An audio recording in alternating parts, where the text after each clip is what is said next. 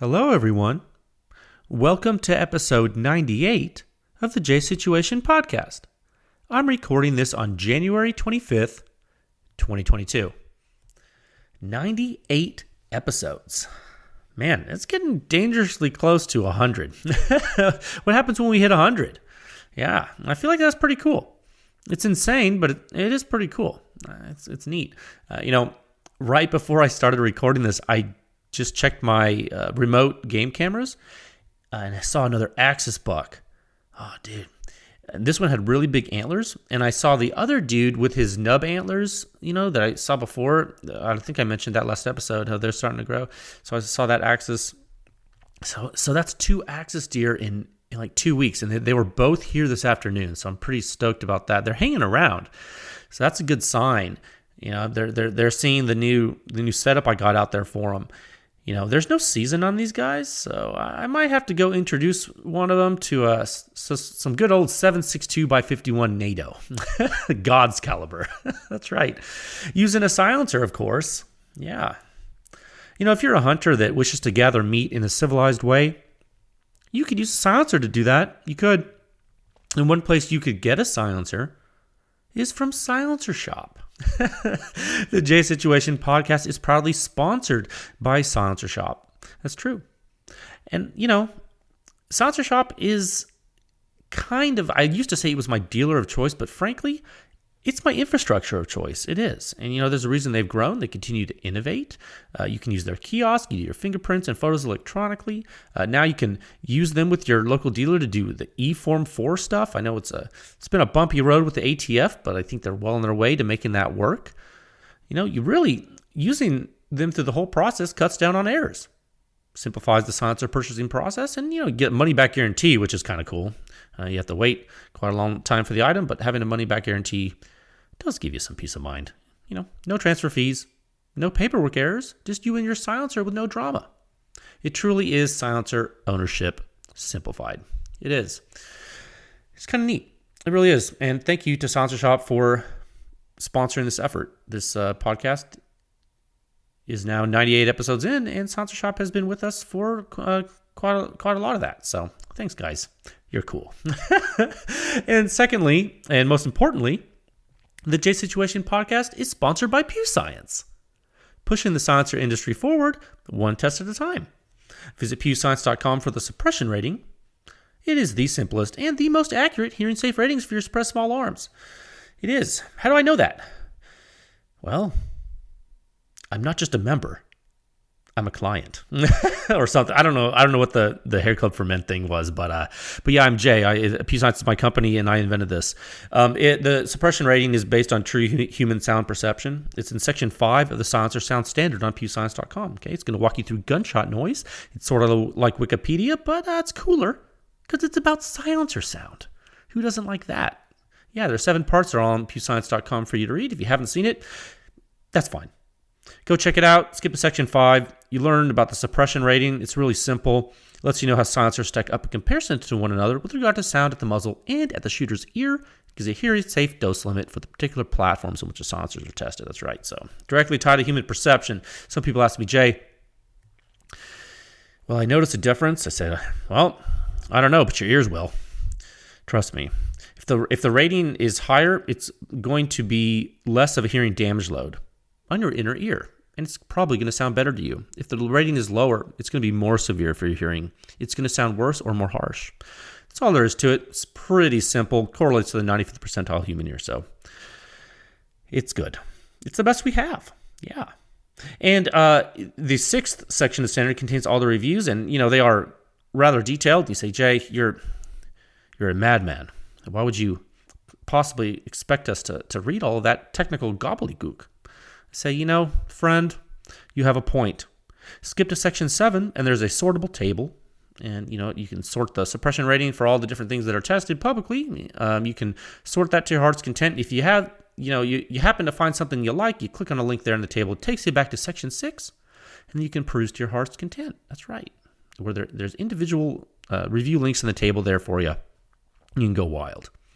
Now, as always, I would be remiss if I didn't mention, if you're a silencer manufacturer or a dealer or distributor and you you would like to use PEW Science for private testing or consulting services to help you out with something technically, there's a form on the website with which you can submit that inquiry. Any contact information you submit will be held in strict confidence, as well as any test data generated as part of a private effort, unless, of course, you would like to release that to the world, in which case PEW Science can help you do that. In fact, on today's episode, we will be talking about that very thing. There was a PEW Science client that chose to use us for R&D and test validation services, and I just published an article about that. I did, so we'll talk about that in today's episode. You can also support this podcast. You can support the PEW Science effort, all the testing that I do for you, by joining with a membership at PewScience.com. You can. There's a donate function on the website, too. If you don't want to join with a monthly fee, there's a donate function. You get a one-time contribution. And if you don't want to give anything monetarily, you don't have to, of course. No pressure to ever do that. You can always rate the podcast on iTunes there. Give it a good 5-star rating. Rate it on Spotify. Maybe tell your friends. Tell your grandma who wants to learn about science. Just say, hey, grandma, check this out. She'll love it. Promise. Doesn't cost you anything. All we need to do is normalize the use of suppressed small arms, guys. That's the goal. Okay.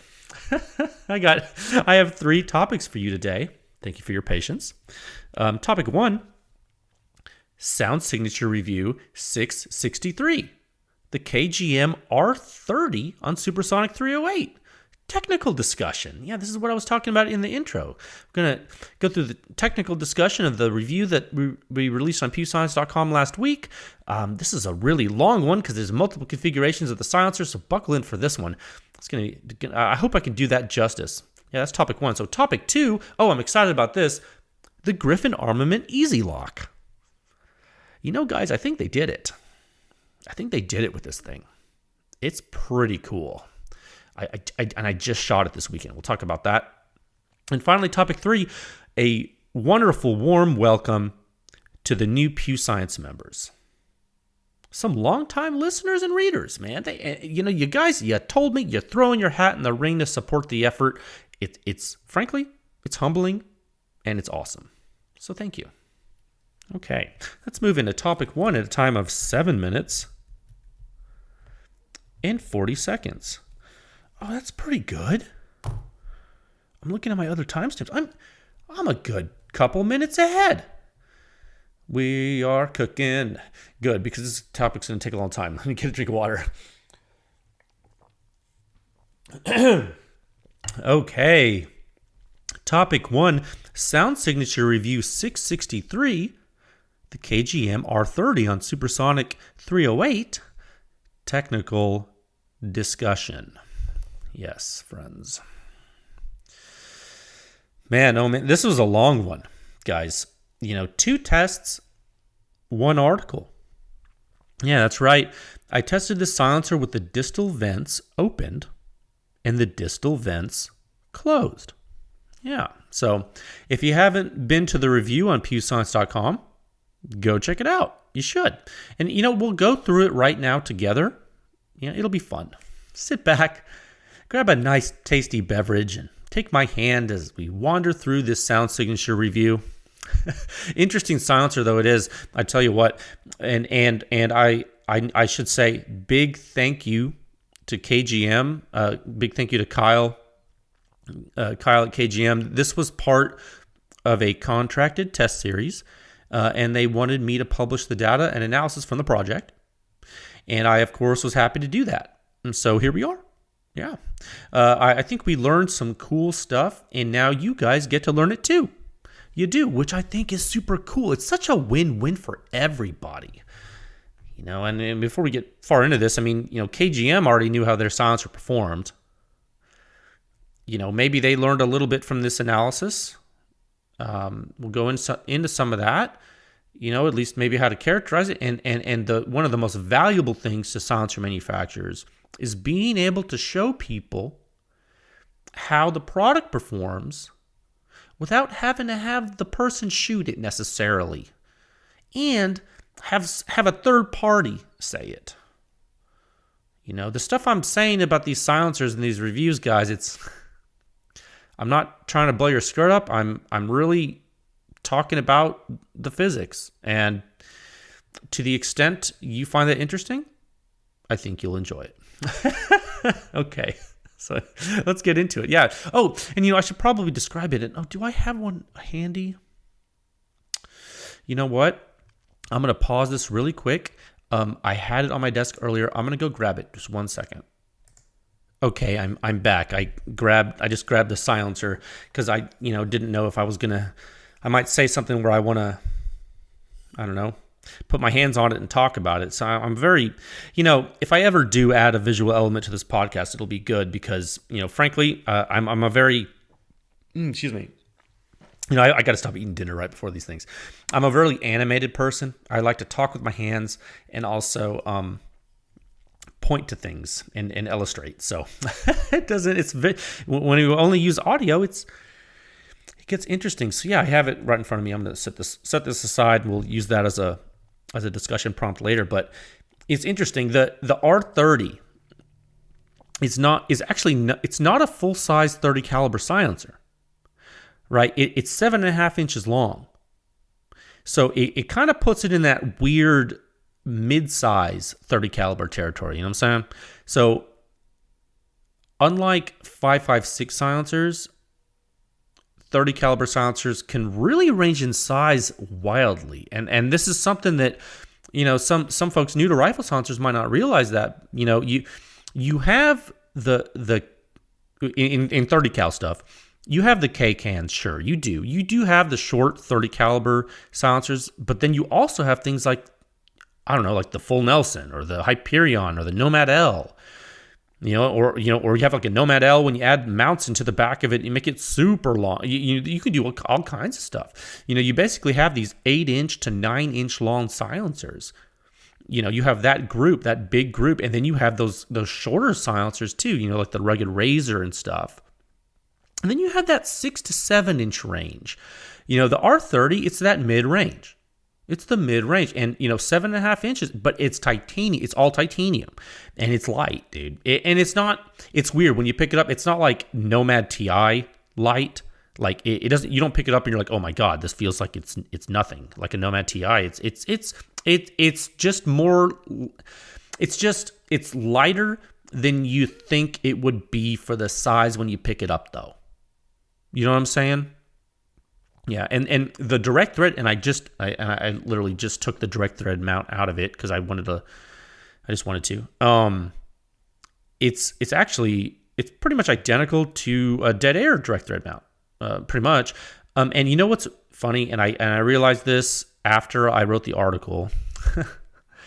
When I weighed it for the article, the 13.9 ounces I put in the article there, I think I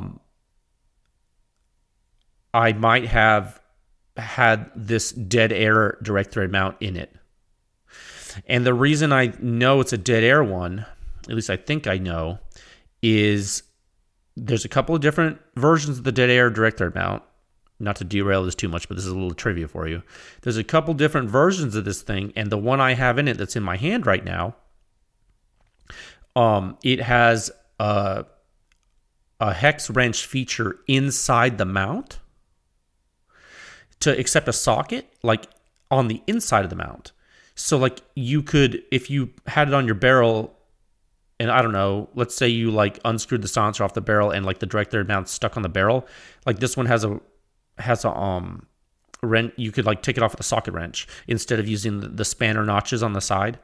Or like, for example, you could torque this on your barrel with that wrench feature, and then you could put the silencer onto the direct thread mount, and that way that this thing, I don't know why, it's just I guess it's a handy feature. But the point of me saying this is because it has that hex wrench feature on the inside, it has more material, so it's a little heavier. So maybe that 13.9 ounces isn't right. Maybe it's supposed to be 13.7 or something, or like whatever. I'm just saying, I tested it.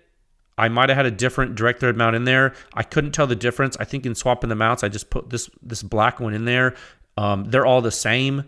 As far as the signature is going to be the same, and the weight's almost the same, and they're all dead air mounts. I mean, they're the same as dead air mounts. And if there's a difference, I couldn't spot it with the naked eye. When I looked, because when I got the silencer, I was like, oh, that's exactly the same. So yeah, that's the direct thread mount. And obviously by saying that, it has that universal thread pitch in the back. You can put whatever mount you, and I think I said that in the article, right? So you can read that. That's not really what you come to PEW Science for. You can figure that stuff out by yourself. But yeah, it's a standard thread pitch in the back. And the silencer itself, I have the mount out of it now. It is light, dude. It's light, and it feels nice in the hand. It is smooth. I like the color. Yeah, it's gray. No, but yeah. So yeah, it's okay. So it's less than 14 ounces for a 7.5-inch 308 silencer. You can basically use it on whatever 30 caliber cartridge you want. Pretty much. It'll do 300 PRC. So you can put Magnum rounds through this all day long. You'll be all right. So it's good to know, just if you're in the market for such a thing. Okay, so machining wise, I will say, like I said, I don't know. I like the way it feels. And I think I said this in the podcast when I talked about the R556 data from KGM. The exterior is good quality of the silencer.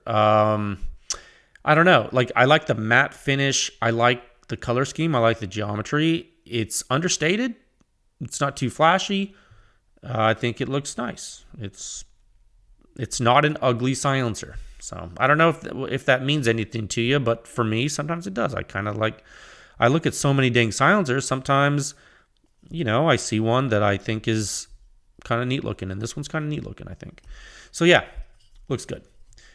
Now, let's talk about features that probably matter to you, though.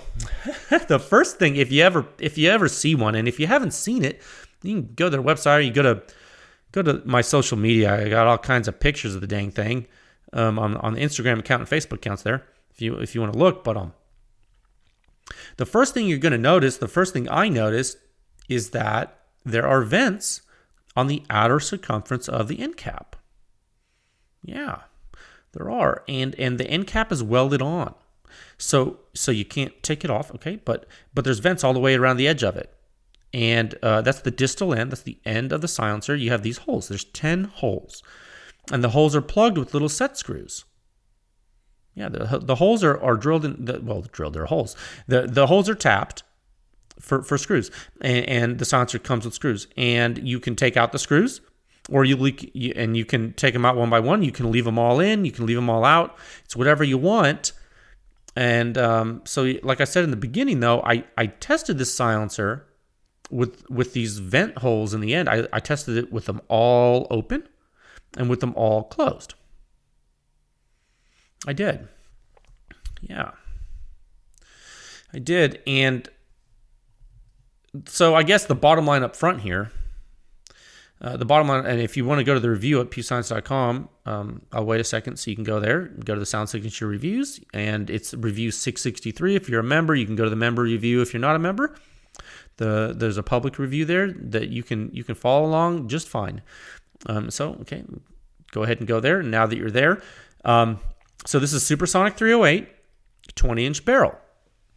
Okay, we're back in Supersonic 308 land. I know we've been hanging around in Subsonic land and 556 land for a while, but bring yourself back to 308, the venerable 20-inch 308 bolt-action rifle, a staple of PEW Science testing.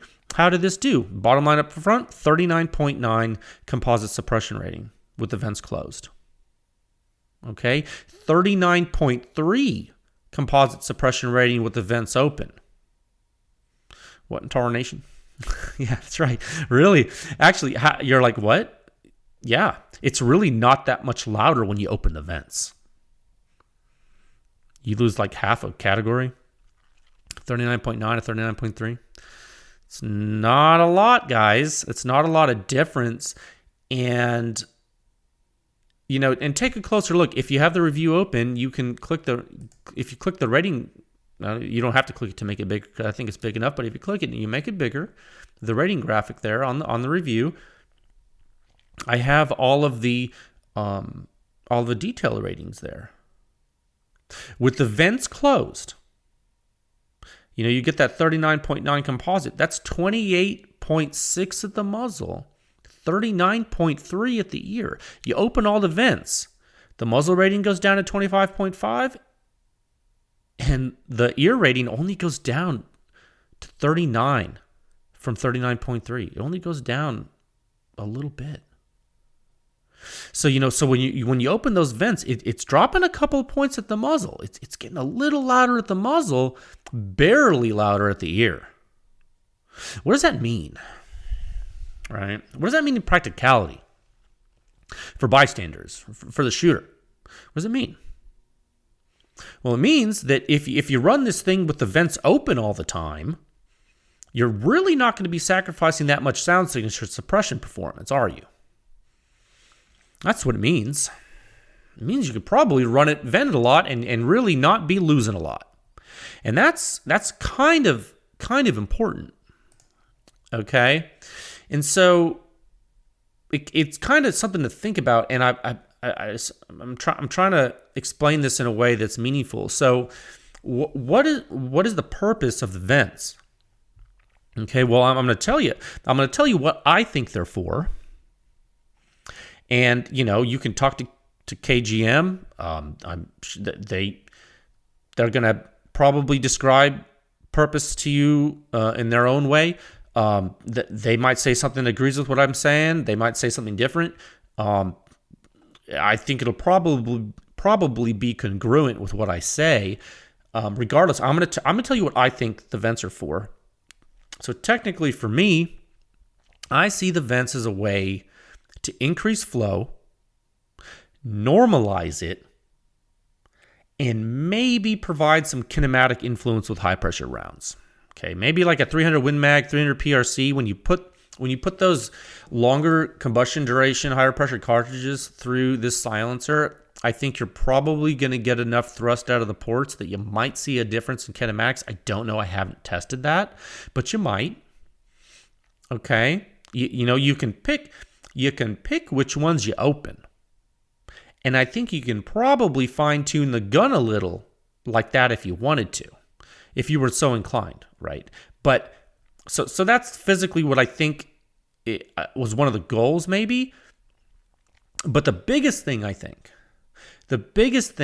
is kind of what I first said, and I think it's normalizing the flow, and I think that's the name of the game. And I think what they're doing, and the data shows it, I think they're throttling the flow through the stack. Okay, and the vents reduce the back pressure a lot, and I think it makes for a consistent shooting silencer with the vents open. And I think you see it like I said, I think you see it in the data. So I want to talk about this today because it's a nuance and it's cool. So I think we should talk about it. So let me get some water. This is gonna be a long one. I can feel it because I have a lot to say. Okay. All right, we're gonna go through this. If I miss some stuff, we can come back to it next time. Okay, I'm gonna try to do this justice. Okay, Figure 1. Go to the review. Okay, scroll down. You were just looking at the suppression rating graphic. Scroll down. Go all the way down until you see Figure 1. How do you know it's Figure 1? There's captions, little captions. Okay, Figure 1. We already went over the bottom line, the suppression rating. Now, what is Figure 1? It's the first shot with the vents closed. Okay? And that's something to keep in mind, guys. The way this review is written, the first section is the closed vent test, and the second section is the open vent test. Okay? Cool. All right, just so you know. Okay, so Figure 1, shot 1 with the vents closed in early time. Right? The before times. In the beginning. Before combustion. Okay, and then right after combustion, and then right after the bullet leaves, and then the first jetting occurs. Let's look at it. Look, you can see it. Look at Figure 1. I said it in the article. It's pretty typical stuff. Okay, excuse me. It's pretty typical stuff. This is the KGM R30 fingerprint. Okay? Omega 762 Zone 6. Bullet comes out. Minor jetting. Major jetting starts to happen. It builds, it's throttling, it's dumping, not super slow, not super fast, flow rate in the middle of the road. Remember, the vents are closed. For those of you who have shot, for example, like a Sandman L or like a Sandman TI, not Nomad, Sandman. Sandman L, Sandman TI, the back pressure of the R30 with the vents closed is kind of like those silencers, more or less. Okay? With the vents closed, more or less. Similar in loudness, kinda. Similar flow, kinda. Completely different silencers in every possible way. Not even the same planet of silencers. Other than there's a little bit of curve to the cones. Sure, you can't really call that similar. It's really not in this case. The orifice is different. The size is different. The porting is different. The geometry is different. The materials are different. Blah, blah, blah. Yeah, okay. Flow rate's similar, though. Okay, how do we know that? Omega metric. That's how we know it. Omega metric's close. So if you look in the review body there, if you don't have to read all that right now, obviously, when I'm talking here, but I mentioned some other silencers in a similar Omega 762 zone. You notice I'm saying Omega 762, and I'm not just saying Omega metric. And for those of you new to PEW Science and you don't know what the Omega metric is, I encourage you, please, when you have time, go to the website and read about the PEW Science Omega metric. It's going to be in Public Research Supplement 640. It's an empirical way I developed an empirical method to quantify the flow restriction of silencers using only external measurements, so it's not intrusive. Okay, so that's what Omega metric is. It's a research quantity. It's under development, but it's pretty dang good so far. Okay. So I'm saying Omega 762 and not just Omega metric because the more research I do, and I have actually been doing quite a bit of research and quite a bit of research here behind the scenes on the Omega metric, and it seems that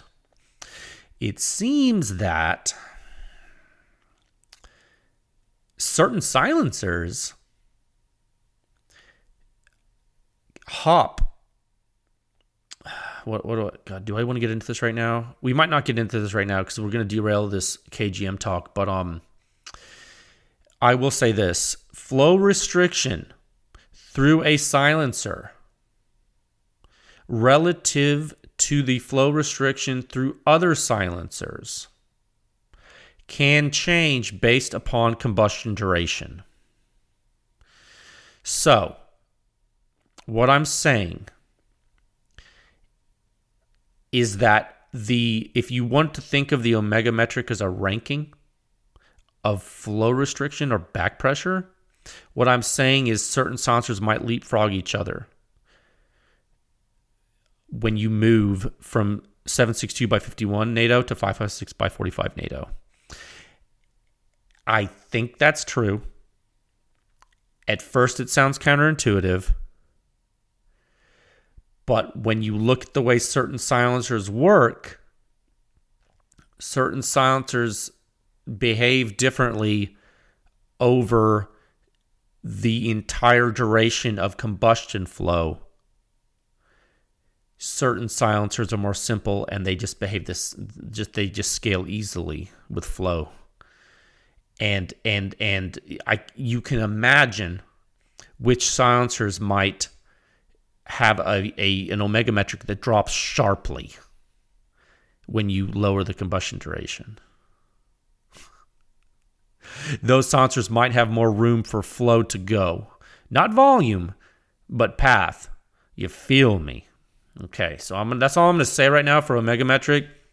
I've discovered this recently in some of the numbers. The reason I haven't published the Omega metric for 556 yet is because you don't need it when I'm giving you Mark 18 data necessarily. I mean, you kind of do, but you kind of don't. Also, it's not ready because we need to do more QA, and it's understudy. But that's some of the stuff I'm discovering, and I'm like, what? Super crazy time. Okay, 1 second. All right, I'm gonna get back on track here. Sorry, didn't mean to derail you. So that's why I'm saying the KGM R30. In the article, I mentioned some of the silencers that had similar Omega 762 zones, meaning the similar flow restriction on supersonic 308. And the reason I did that is because the R30 is one of the few silencers that can hop between Omega zones because it's adjustable. So I mentioned some silencers hop based on cartridge. Well, the R30 is even more special because you can physically shift it on the same cartridge. Okay?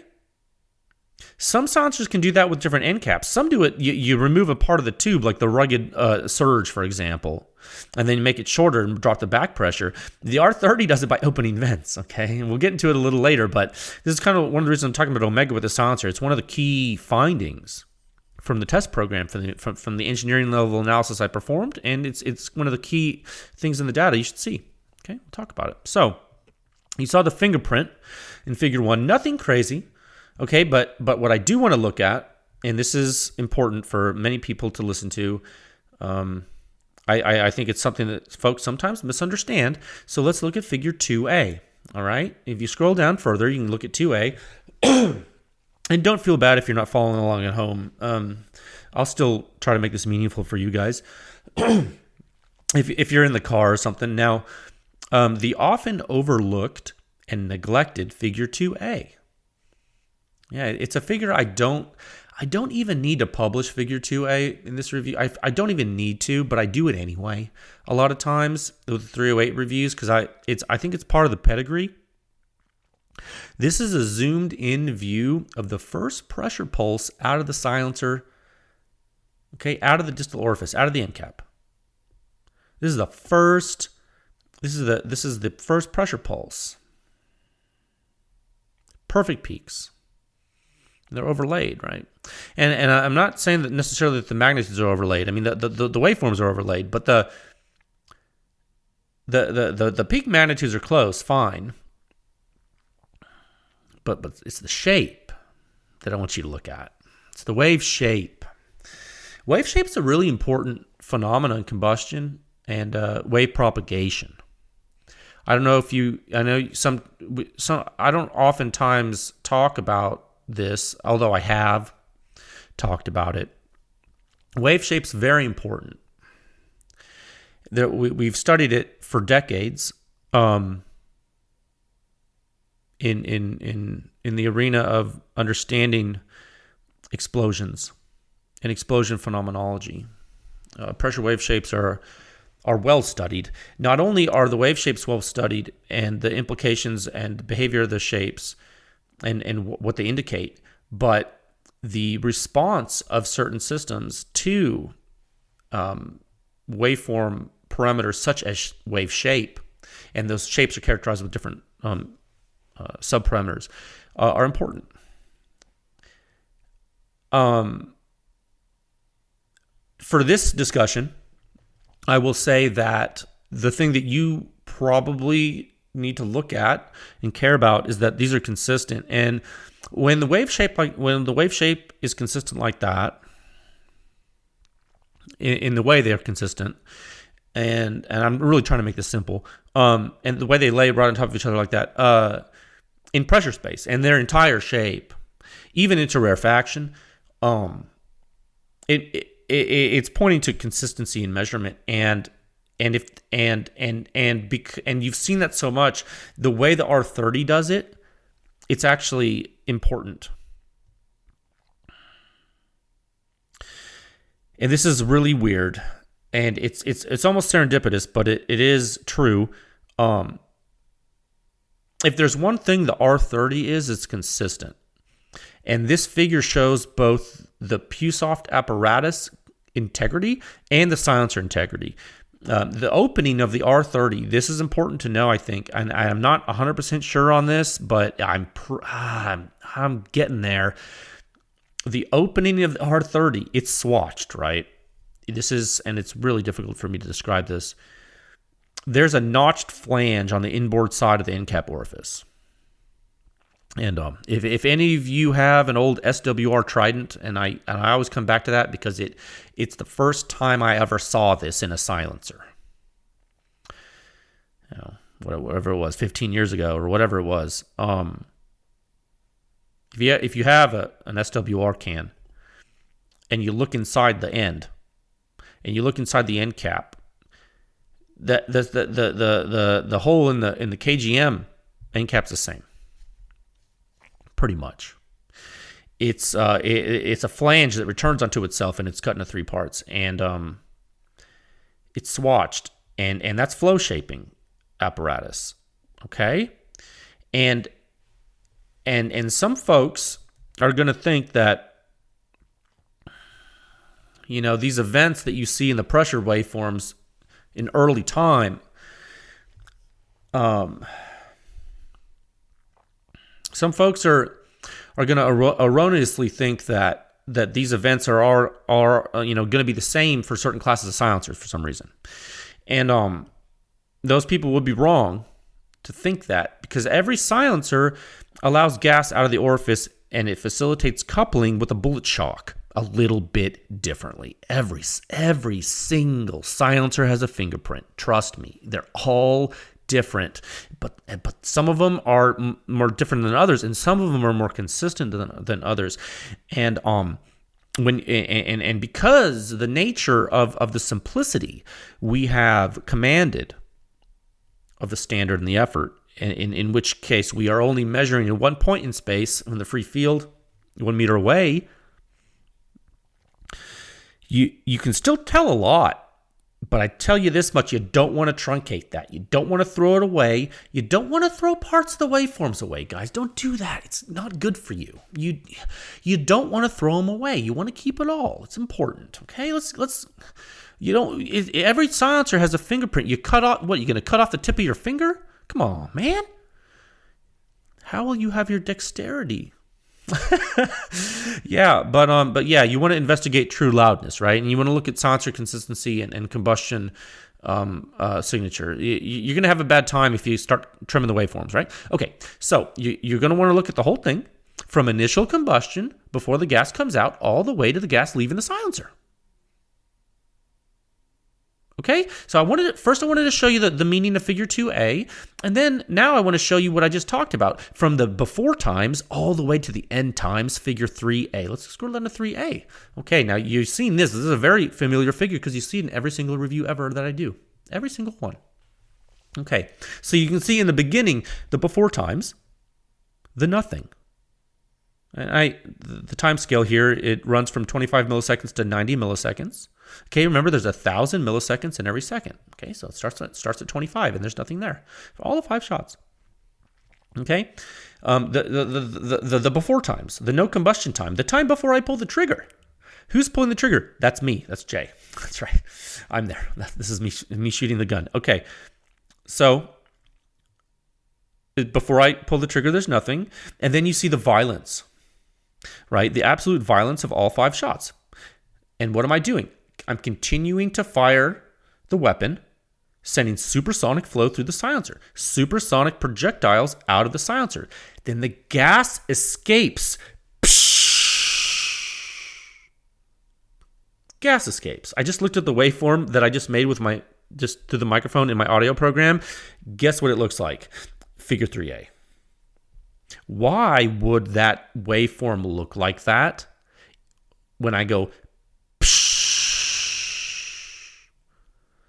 oh my God, I almost want to do that and take a screenshot of it so I can show you. That looks just like the waveform in figure 3A. Why? Why would you look at the entire waveform and why would the entire waveforms of those 2 events be similar? That's because that's what a silencer sounds like. Do you get what the silencer sounds like from just the first part, or do you have to look at the entire event? You see? So what have I done? I'm showing you in figure 3A, you see the psh, you see it gone. Decays to nothing until it decays to ambient. That's figure 3A. There's no wall, there's no ceiling, there's no roof, there's no barn, there's no building, there's free air. The free field, there's the ground and the free field. Standard. Silencer sound standard. Free field overpressure. PEW Science. That's what it is. It's right there. So So people say, oh, it's the data's not real. Well, it's real. Believe me. Okay, so you see the difference now in figure 1, figure 2A, and figure 3A. Okay, figure 1 was the first shot, zoomed in. Figure 2A was all the shots, but ultra zoomed in just to see the very beginning, and figure 3A was the entire duration of all the shots.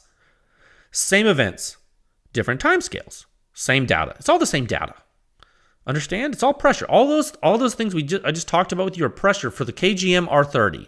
It's the fingerprint of the R30 in free field over pressure at different timescales.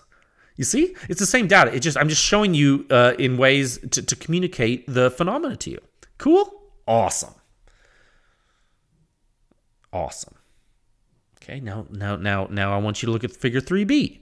Figure 3B, all I did, I overlaid shot 2 onto shot 1. That's all I did, dude. That's all I did. Does it seem like it's consistent? Yeah, because it is. Shot 2 was really, really similar to shot 1. In a lot of ways. Some ways it's different, some ways it's not, but check it out. You don't quite get as much pressure out of the silencer during shot 2. Why?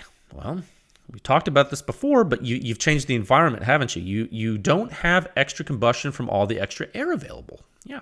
So in order to look at a very clear view of this phenomena, we can move out of pressure space. We don't have to stay in pressure space. There's no reason to. Sometimes we need to move to a different space, and we can use a standard to do that. This standard was developed by Isaac Newton in the late 17th century. That's right. PEW Science didn't invent it. No. I've seen some people say there was no standard for this. It's weird because in the 17th century, there was something called the integral. And that's how we move from pressure space to impulse space. That's right. Don't take my word for it. Take Isaac Newton's word for it. That's right. It was in the late 1600s, the 17th century. We're many years later now, and we still use that standard way of doing things. Actually, even before the 1600s, they were doing integrals. It wasn't the same way. In the Middle East, they were doing it. It wasn't quite as developed. So we're going to call it late 1600s. We'll give the credit to Isaac Newton. The argument can be made for some others too, but go to Wikipedia or something if you want. Anyway, but the point is, we're using math, really actually simple math, and we are going from pressure to impulse. So that's what is figure 4A. Now check this out, dude. Check out the black curve. Big old FRP. First round pop, my friends. And I just told you it happened in pressure space, but gosh, it's easier to see it in impulse space, and there's going to be something else that's going to blow your mind. Stay tuned. Check this out. So, the black curve in figure 4A. Extra combustion, extra flow out of the silencer, faster rate of impulse accumulation. Now, here's the part that's really crazy, and this is only one of the crazy things about this silencer, and it's something that I'm excited about. The first shot is louder to bystanders here, but the second shot isn't much quieter, if at all, than the first shot. And you're not seeing this right away in the waveforms, and for some reason, it took another shot to quiet this silencer down, and the impulse waveforms aren't showing it immediately. And the only thing that you see without looking at the inner ear model, so that you see in the impulse waveforms, it's subtle, and if you blink it, you'll miss. You'll miss it if you blink. You'll miss it if you blink. You'll miss. Well, I butchered that sentence. Am I having a stroke? I smell burnt toast. No, if you miss it, you'll blink. If you look at shot 2 in figure 4A and in figure 4B, so the blue curve, it's more erratic than shot 3, 4, and 5. Okay? It's weird, right? It's just weird. So so here's the subtlety. So you have a big shot 1, and then right away it's shot 2 settles down, but it doesn't quite get as consistent flow wise until shot 3 and onward.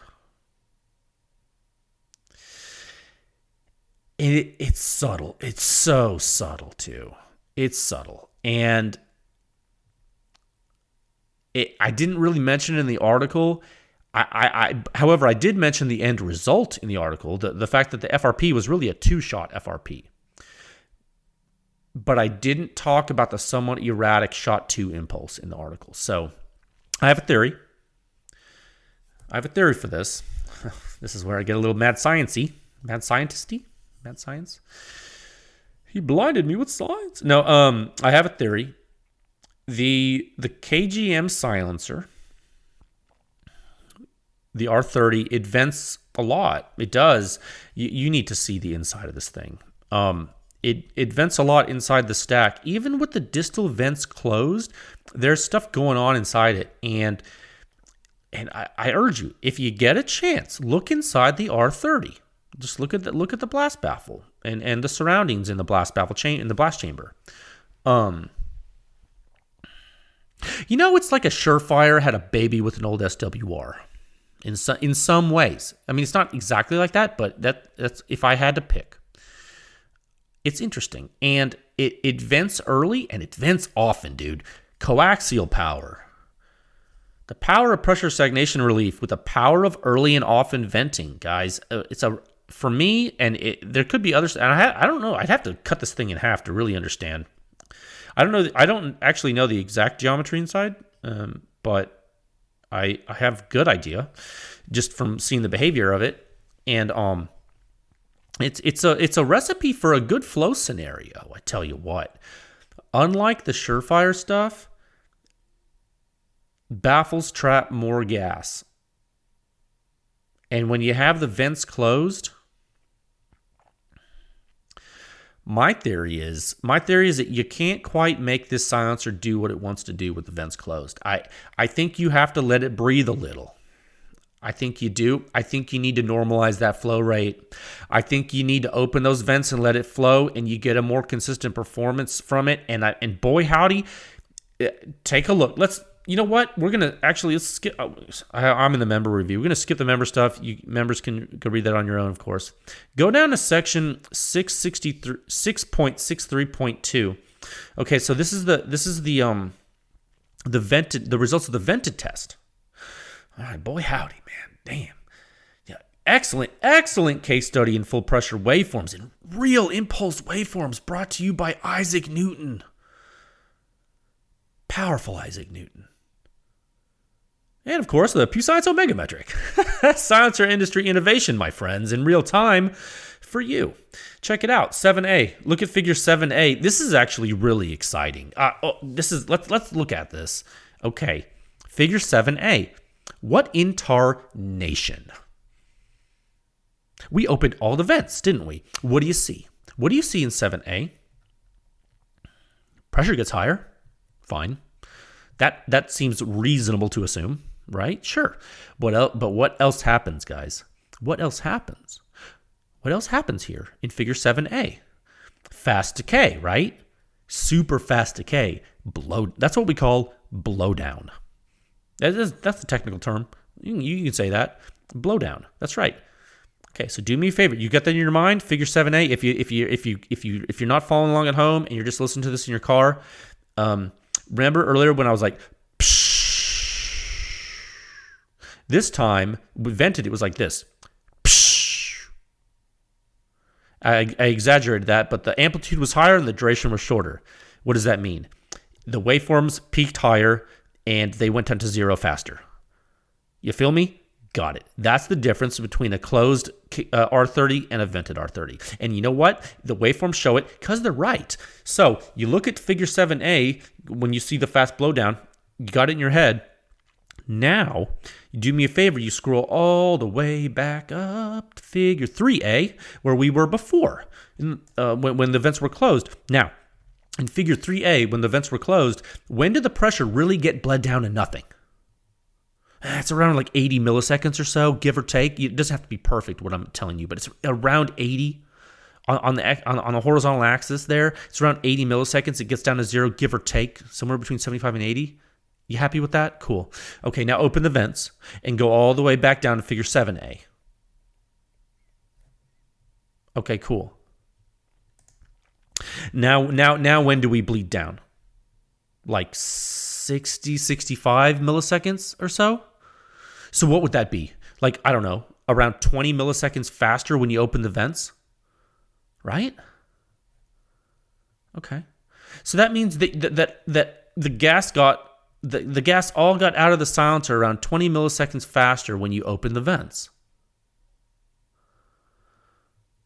Is that weird to you? Does it surprise you that the gas got out of the silencer 20 milliseconds faster when you open the vents? How would you get a fluid out of something faster?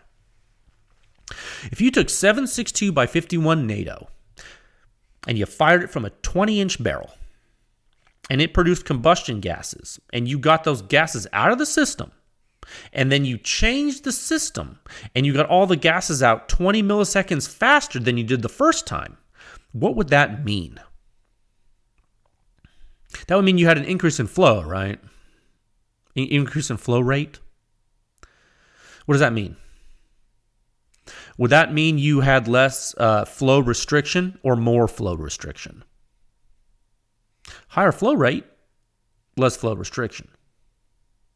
What's back pressure? Flow restriction. What happens when you get flow out of the silencer faster? Does that mean it has lower back pressure? Probably. Where do we see this? Where do we see it for the R30? Dude, we see it in these two tests in the full timescale pressure waveforms before we even look at the impulse or the omega metric. We see it here. We see it right here. It's right here. You see why I show you all the data? Yeah. These are just indicators. They're not one thing by itself is concluded. It's holistic. It's pedigree. I am not truncating my pressure waveforms. I'm not testing inside a barn. I'm not even using crazy math. I'm showing you everything right here. It's all there, dude. Look at it. The R30 with the vents open flows way faster, and that's not even the best part. Check this out. It's not even the best part yet. We're not even to the best part of this R30. Look at 7B. Look at figure 7B. This is cool. You remember, you get the same exit event. Remember? Same silencer end cap. We didn't change the end cap. All we did was we opened up the vents on the sides of it. The orifice where the bullets coming out didn't change. The gun didn't change. The silencer didn't change. Only the vents did. So you see, look at the exit event. This time the bullet shock gets coupled with some other pressure. What does the wave shape of the exit event look like? Oh, okay. Oh, it goes to a peak. Cool. But then what? It's coupled, isn't it? The wave has more features. It doesn't go to zero quite as fast. Why would it? Oh, I don't know. Because it has coupled shock with it. There's a different pressure pulse coupling with the bullet shock because the end cap configuration is now different because we open the vents. And guys, and we can cheat. Let's cheat and skip ahead really quick because I actually made a plot to compare this for you. I wanted you to really understand that. So I made a plot just for you. Just for you. Scroll all the way down. Keep skipping ahead and go to cheat. Go to figure 11A. It's in a whole new section I created in the review. Look at 11A. I overlaid the two. Shot one from the closed vents and shot one from the open vents. Check it out. This is why you can't cut off the front or the back, for that matter. We already showed you why you can't cut off the back of the waveform, which means you can't test inside a building unless your building's huge. And then you can't cut off the front Because if you cut off the front of the waveform, what would happen? Well, you'd miss all of this. Right? My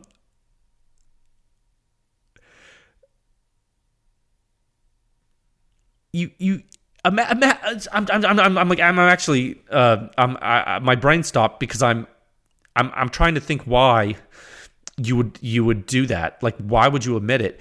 You need this.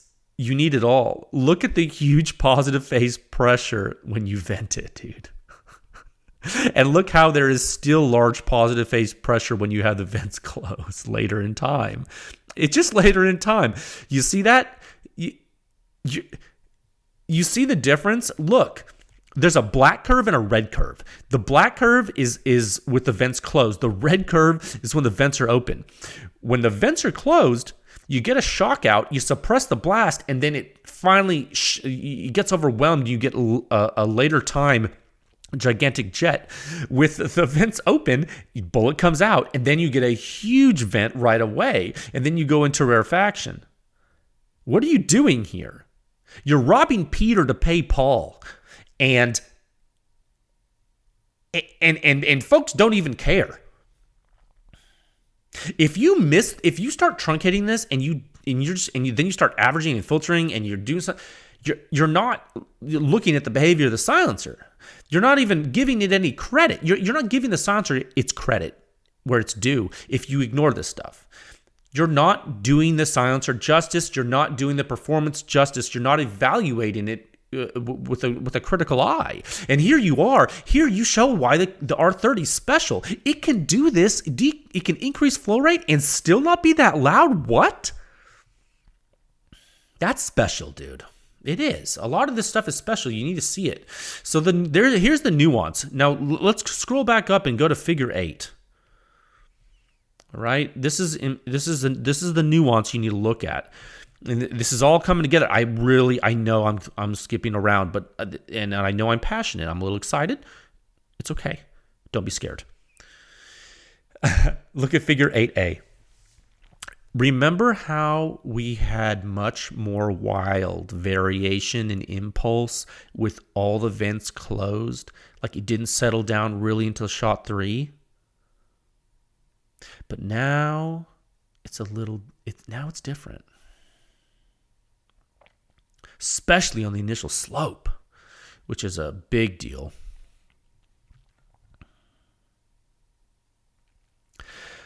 We open the vents, and everything is a lot more well-behaved, a lot more predictable, a lot more consistent. Is it louder? Yeah, it's a little louder. It's not crazy loud, though, but why is it? Why is it not crazy loud? Why is the difference in loudness not crazy? Excuse me, between venting and not venting with this particular silencer? It's consistent, smooth flow. It's almost like that saying, smooth is fast, and to the human ear, it's often not as damaging. And we're seeing this more and more, and the only reason we're able to say this is due to the PEW Science research, guys. I mean, I'm learning this like you are. We see it with the OSS silencers a lot. We see it a lot with the OSS silencers. We saw the opposite occur with the first Griffin Explorer EX3, but when they're really early iterations of those so-called EcoFlow baffles with the huge notches that are cut out crudely in the middle of the baffles that have huge flow area, but it's not shaping it correctly and just pulsing. That was really violent impulse variation. We saw the flow rate got really high, but it got really loud. Then we saw the OSS has even a higher flow rate, but it's quieter, or at least more consistent. And then we saw that we're like, oh my gosh, it's a flow consistency that matters too. It's amazing. And the inner ear models agree. The shooters who shoot the silencers agree. Certain high flow silencers that give a long enough gas path but still vent, seem to be able to shape flow rate in a way that's not as damaging to the ear. And KGM did it with the R30. Okay, this is I honestly thought the R30 would have been a lot louder with the vents open, guys. I thought it would have been, and it's not. It's louder, but it's not a lot louder. And it's just a little louder, and it's smoother, and it's more consistent. And frankly, and I without testing the silencer like this, I would not have believed you if you told me this. And this is what I spoke. I mentioned this last episode when I said, man, if you would have told me this and I hadn't shot it or tested, I would have said, I don't believe you. like Will Ferrell said in that movie. Was it Anchorman? I can't remember. Should I Google it, guys? Okay, I already said it once on another episode. I'll Google it. All right, 1 second. All right, let me see how. Put me on the spot here. Let's see how good my Google foo is. Will Ferrell, I don't believe you, quote. Ron Burgundy. Yes. Okay, Anchorman. Boom. Awesome. That was actually way easier than I thought it would be. I thought I was going to have to hunt for it when I messed up. But yeah, that's a funny movie. I'm Ron Burgundy? No, seriously though, I am being serious when I say, if you would have told me this, like, okay, if Kyle from KG Made, KGM came to me, PEW Science, and said, Jay, I have a silencer and it has vents at the end of it, and if you open the vents, it's gonna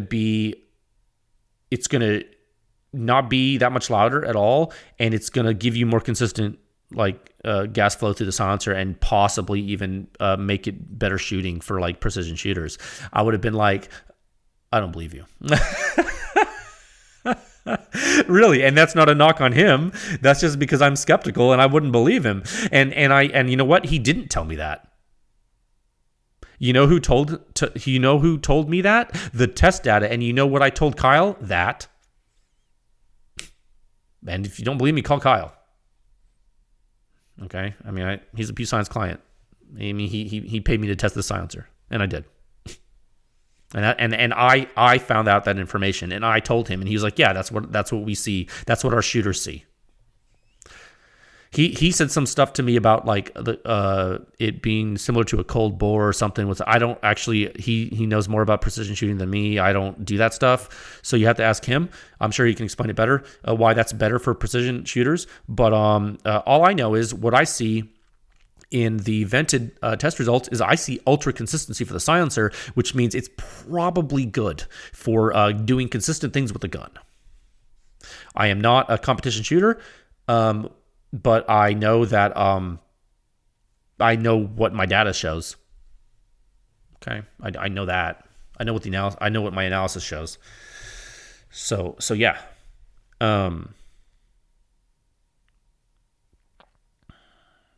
So yeah, I mean it. He didn't tell me, and he concurred. Kyle concurred with me when I told him what I thought. He told me that's what his shooters observe. That's how they designed the silencer. That's what they wanted it to do. So this was a proud moment for me.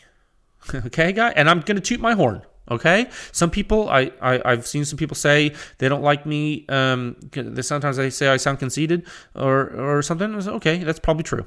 I'm proud. I am proud. Very proud. And I'll tell you what. I'm proud of this because the consistent behavior of the vented R30, it's shown in the data, and it agrees with real world experience. What I'm saying here is holy crap, is what I'm saying here. It's a power of PEW Science is what I'm saying. How on earth would you show this with a single peak dB measurement? And you wouldn't, first of all, duh. And you're going to need engineering analysis for it. And frankly, you need to look at the transients, and you need to look at the waveforms, and you need to take a deep dive. And this is why this is hard and it's challenging. And you guys don't have this information now just because it came from a sky fairy or the stork that dropped it off on your doorstep. Nah, dude. This was my article that I wrote. This is the test that I did and the analysis that I did. This is PEW Science. Okay, so I did that for you. This didn't come from thin air from make-believe fun time land. So yeah, man. So now with that being said, I'm done tooting my horn. Now, go to figure 13. Go to figure 13. Scroll all the way down. Figure 13. Where is it? There's a lot. I'm like scrolling, like there's a lot of figures. What in tarnation? I made the letters for the R30 closed and the R30 vented red, so you can see them in the figure. If you're colorblind, they might look green to you. I don't know. They're red on black. Can't be too hard to find. That's right. Dude, bro, guys. Omega Zone 6 to Omega Zone 5. The rise to maximum peak positive phase impulse gets super fast. Omega metric drops. You saw the blowdown in the pressure. You saw the increase in slope of the impulse, and now you see the omega metric. These are indicators that we're using, and so far they're jiving with what people are noticing. I think KGM noticed they dropped back pressure when they opened the vents. You see it in all of the data. It's almost down to the level of an energetic armament Vox on 308. In back pressure with the vents open, and it's quieter. That's the vented R30. Okay, it's wild. Okay, so guys, that's the data. That's that's the long and short of it. We're a little bit over an hour in, and since I started the topic at like 7 minutes, so we're about an hour going through this, and there's more in the review, especially for members. So go check it out if you like. Okay, this was a big one for PEW Science. And frankly, I also think it's a big one for KGM because not a lot of people have shot this silencer, and a lot of people have asked me about it. And including some PEW Science member manufacturers and dealers. And now KGM, a PEW Science member and client themselves, funded the work, permitted me to write an article about it for the website, and here we are. PEW Science client test data live on the internet for the world. It's a win-win, man. I get to show you how PEW Science works. The client gets to show you how their silencer works. I don't see a problem. I mean, I like this. I think everybody wins from this. I know. I will tell you from the beginning, from the public launch of the Silencer Sound Standard and Sound Signature reviews on PewScience.com, from the very beginning, publicly on the website, I have offered private testing and consulting services to silencer manufacturers. It's never been a secret. It's been told to every single person that's ever spoken with me about my business, about PEW Science. It's always been every single person that's been on my podcast or talked with me, every single silencer manufacturer that's talked with PEW Science in the entire industry from the very beginning, from the first handshake. They all know how it works. Okay? When you provide consulting services and test services as a laboratory, as an engineering consultancy, that means people pay you to test things for them. They don't have to, but they can if they want you to do it. Okay, that's how test laboratories work. And that's how engineering consultancies work. I've been doing this for a very long time, and I do it completely independent from PEW Science in industries that are much different and bigger than this tiny little niche industry of small arm silencers for consumers. Okay, don't get too hung up on the silencer industry, guys. This is like test laboratories do much more than that. So, if you read stuff on the internet that says someone didn't know that PEW Science has done this from the very beginning, like they didn't know that that this is a test lab, it means the person never went to PewScience.com and read the about page or the frequently asked questions page, or maybe they didn't listen to me tell them about my company or when I said the words to them. Maybe they didn't listen or they didn't want to listen, But don't come to me and say that I didn't know. Everyone knew. Everyone knows. This is from the very beginning. guys. And you know who pays the most to PEW Science to test and analyze? You know who pays the most by far? PEW Science members, consumers.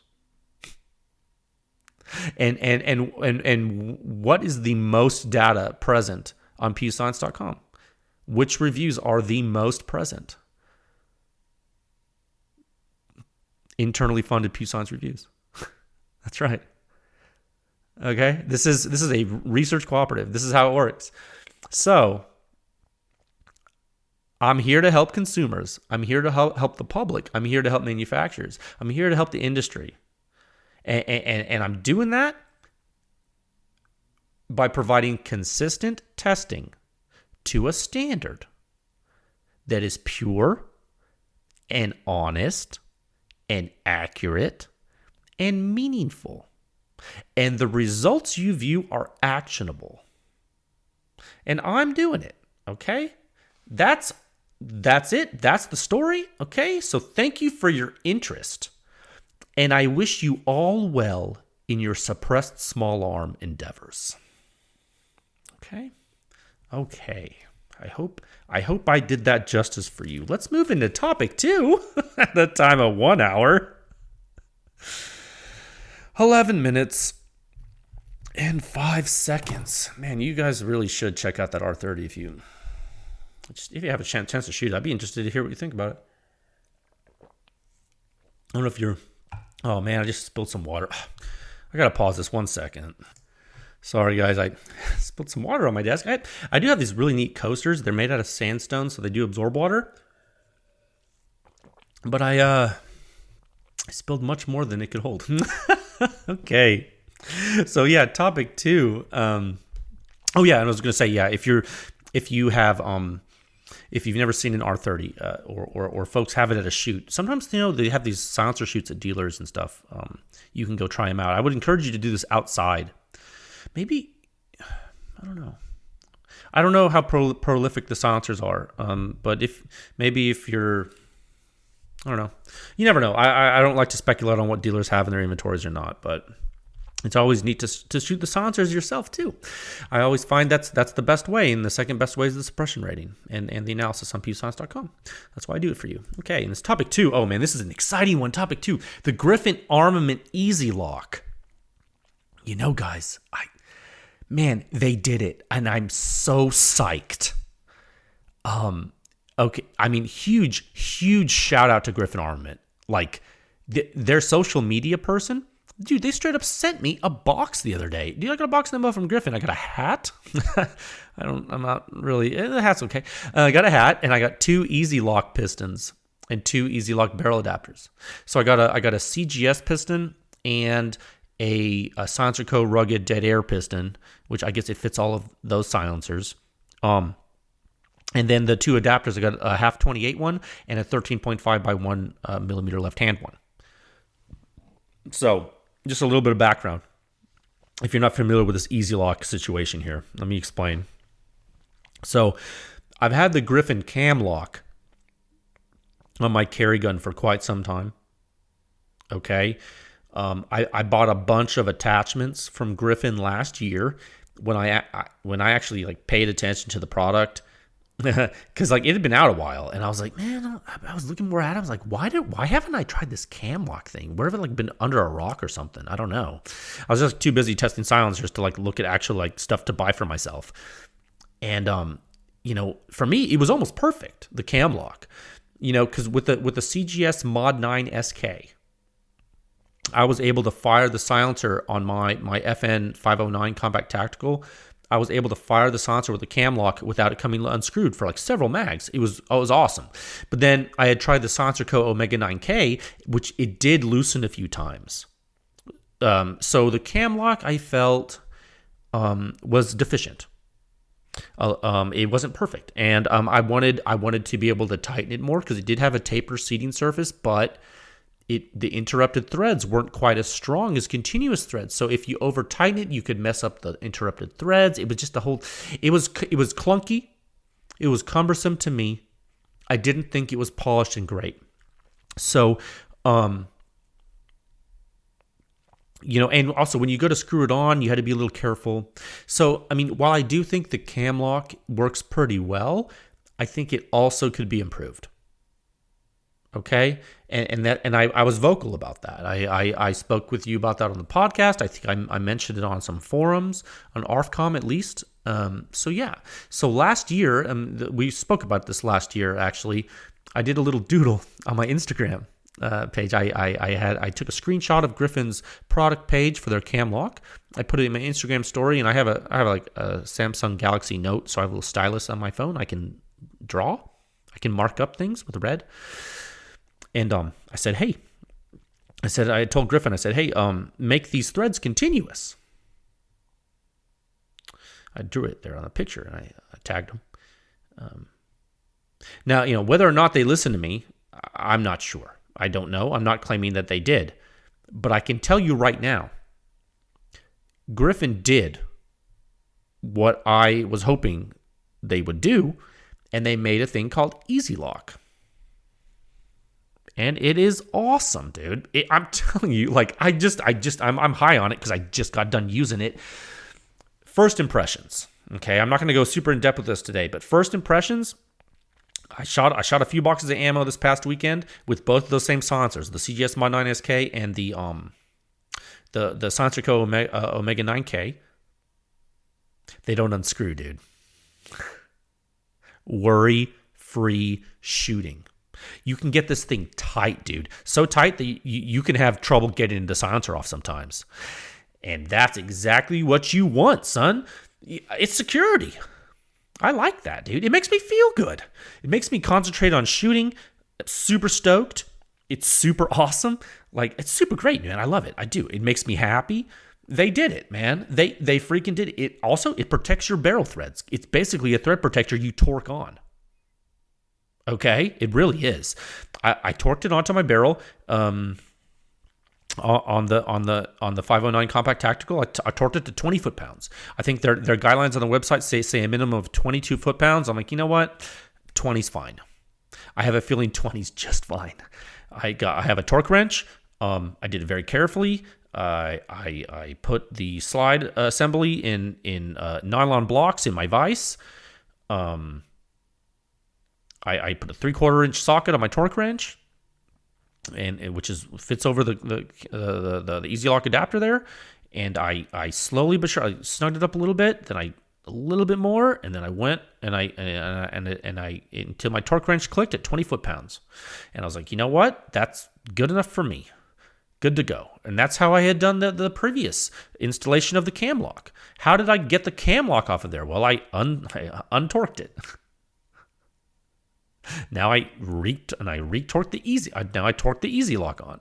Same process, super simple. And if you guys don't have a vise, I strongly recommend buying ones.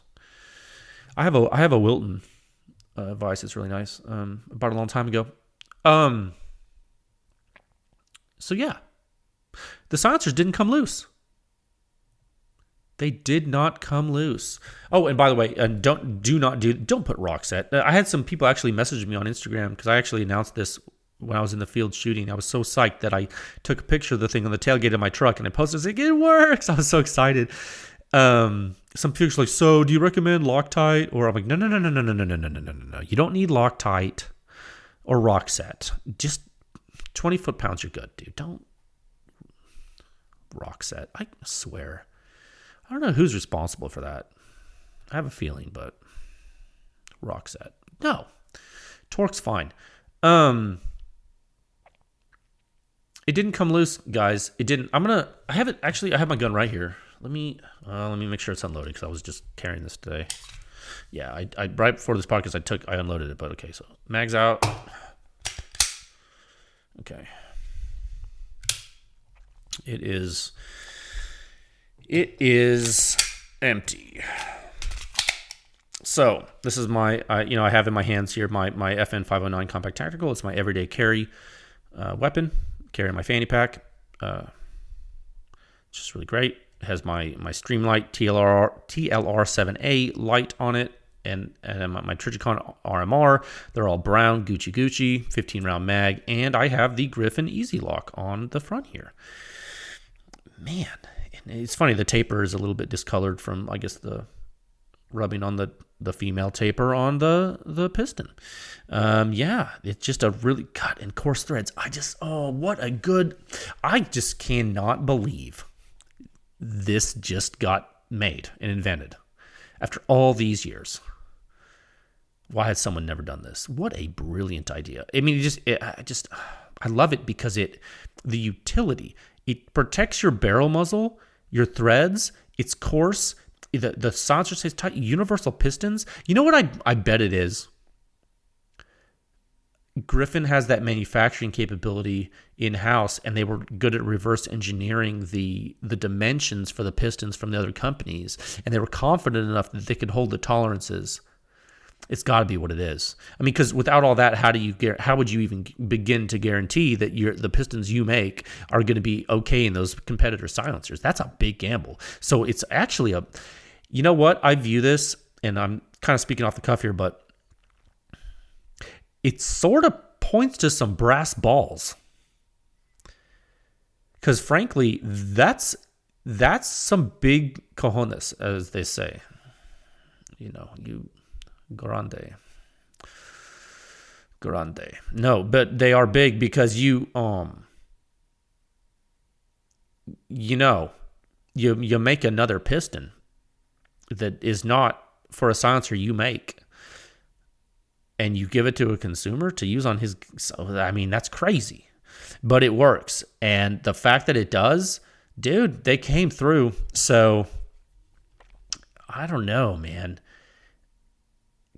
It's a really good system compared to the cam lock. I think putting the silencer on the barrel is definitely easier. Let me get, what do I have? Yeah. That's right. Before the podcast, I got the Omega 9K out because I carry the Mod 9 SK in my fanny pack in the side pocket. So I pulled the pistol out and I unloaded it. And then I was like, well, I'm not going to take the silencer out too. So I had this other silencer. I'm screwing it on and I give it a twist. Dude, it is like, you can kind of feel its seat on the taper. It is on there, dude. This is on there. Like if I try to unscrew it, boom, I had to kind of twist. Like that is not normal for a pistol silencer on a gun, dude. I'm gonna do it right now. I'm gonna do it again. All right, put it in there. Okay. Screw. Boom, boom. Tighten. It is on there, dude. And then boom, got to break it loose. Dude, I'm telling you, I shot this rapid fire, slow fire, multiple boxes of ammo, 2 silencers. It would not come unscrew. And one time, I forgot which silencer it was with, but I was like, I went to take it off. I was like, oh my God, I cannot get the silencer off. And I was like, that's awesome. I mean, I did get it off. I think I just had to like grip it harder or something, or like, maybe it was hot. So I didn't want to burn myself. I was being a baby. But yeah, super stoked. I like it. You put the silencer on and you push. You don't have to like baby it when you kind of just put it on the threads and then you start to turn, and it'll catch. It's not super catchy fast, but it's not like super hard to do. Like you can't, like in low light you can do it fine, or it's not like, and it's coarse threads, so you don't have to worry about like, oh, I'm gonna cross thread it or something stupid. No, it works fine. And I think it's staying on my carry gun, and I'm going to continue to practice with it. One thing I didn't do yet, and I'm going to do, I just actually ran out of daylight because I was doing other stuff. I had some other chores to do when I was out there, and I didn't actually shoot for long enough, but I just did aggressive function testing like a lunatic. But one thing I did not do, I didn't mess with indexing the 2 silencers in different spots to check accuracy. I think I was probably shooting around like, I don't know. I was shooting at a steel silhouette at like 10 to 15 yards or so. And so, I wasn't being super marksmanship guy. I was shooting what I was hitting, or I was hitting what I was shooting rather. Like I was shooting at. I need to use paper to get a good idea of how I'm grouping with it. So far, so good. I think I'll report back on that. I remember I did way more accuracy stuff with the cam lock. So yeah, I think this is probably worth trying for people over the cam lock. I think if you have the cam lock and you like it and it's working for you, cool. But I think if you're on the fence, I would say EZ-LOK might be for you. It's for me. I think I found my system. I like it. So thank you, Griffin Armament. You did what no one else did for the market. Okay, sincere thank you. I love this gun. I love this gun so much. I'm holding it right now. I'm just like, oh, it's such a good gun. Damn, son. Freaking FN, man. I know how to make, I can make this gun perfect, but it would have to be an HK, and it'd have to have an optic mount. Come on, HK. And hammer fired. Come on, man. LEM. Could you imagine? Like the P30 series with an optic cutout. Oh, good golly, Miss Molly. And then like the factory height sights like that too. Man, FN is like really just beating the crap out of HK right now, aren't they? With like features. Come on. You're both great companies. Go to war. Please don't. But yeah, okay. Thanks, Griffin. That's awesome. I hope you guys found that informative. Okay, topic 3 at a time of 1 hour, 25 minutes, and 57 seconds. Warm welcome to the new PEW Science members. Yeah, some longtime listeners and readers that have thrown their hat into the ring to support the effort. This has been humbling and awesome for me. It's cool. Man, I tell you what, I got the nicest messages from some folks this week. It's really like, it's been happening more and more, and it's cool. Like some folks say, and it's weird because the folks are saying similar things. So sometimes I'm kind of do a double take and like, whoa. It's a little weird, but it's also cool. What I do is whenever someone joins PEW Science, eventually when I get to it, I'm a little behind right now. I'll send them an email and I'll ask how you found PEW Science. That way, it helps me, and I like to engage with you folks and speak with you about what you're doing. And some folks have been saying that they have listened to the podcast for a long time or read the articles for a long time, and they finally decided to join. And I'm like, whoa, dude, that's cool. So yeah. Because I don't really think about that occurring. I don't know. I don't know who I think listens to this. I know a lot of people do, but I don't like really give that a lot of thought. So when that happens, when people tell me they find value in what I'm doing and they want to support it, that makes me happy. So thank you very much for that. I'm honored you throw some of your hard-earned money toward the effort, and I'm glad you find it worth it. And for those of you who don't, hey, I'm glad you're listening, and I hope you still find it good. I hope you get something out of it.